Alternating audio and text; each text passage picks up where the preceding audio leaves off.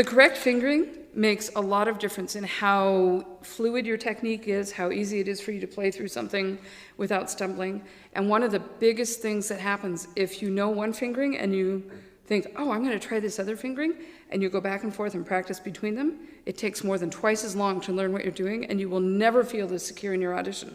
So what I would encourage you to do, as soon as you learn the rhythm in your piece, figure out which fingering you're going to use, mark it in, and make sure you always use the same one. I'm going to show you a couple of fingerings that I like to use in the high notes and indicate a couple of preferences for other places. There will also be a reference that you can click on our website right near my video that will tell you what I'm talking about. To start out our fingering discussion, I'm going to look at the scales. In G major, you have 4 notes above the break: D, E, F sharp, and G. Both D and E require that you have the pinky down. They're better in tune and they speak better. F sharp is often a very flat note on the clarinet. If you add the sliver key, F sharp with the sliver key, it comes out better in tune. Let me demonstrate.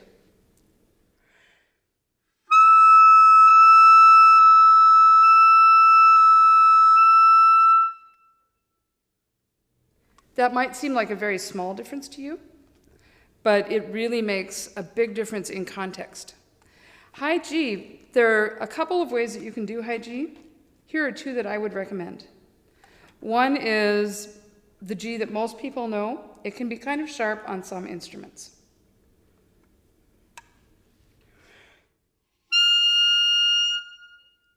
We know it because it's very convenient to get to that G from F sharp.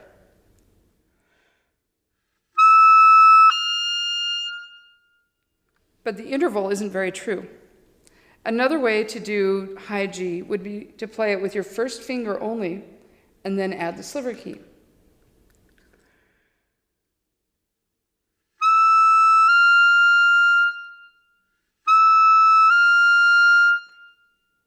So from F sharp with or without the sliver key, preferably with, to G with the sliver key. High D must always have the pinky down. High C sharp should never have the pinky down. For example, I'm going to play the arpeggio from the D minor scale correctly and then incorrectly.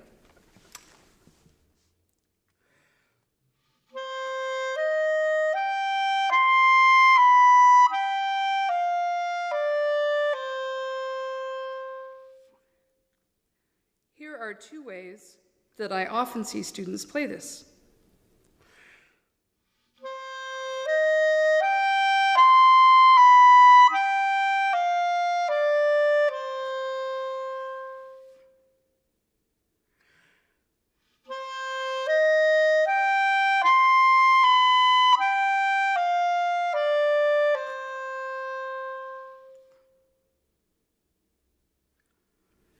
If you practice this correctly a number of times in a row and then play it wrong, your ear will tell you what the issue is. If you don't quite hear it when I play it, you'll start to recognize it. The scales are really quick. Half note equals 100. And they've got a variety of articulations. Every one of them needs to be correct. They have some high notes. They go down to the low notes. They test your entire range. And they're not impossible to do well. I've heard many students play them well, but they all started practicing them half tempo or slower.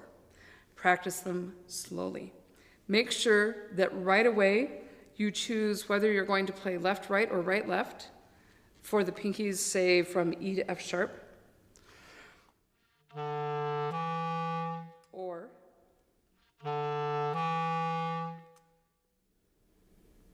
it is true that both ways work. However, if you learn both ways and you get into an audition situation and you're questioning which way you want to go, you will fall off the clarinet and you won't sound good.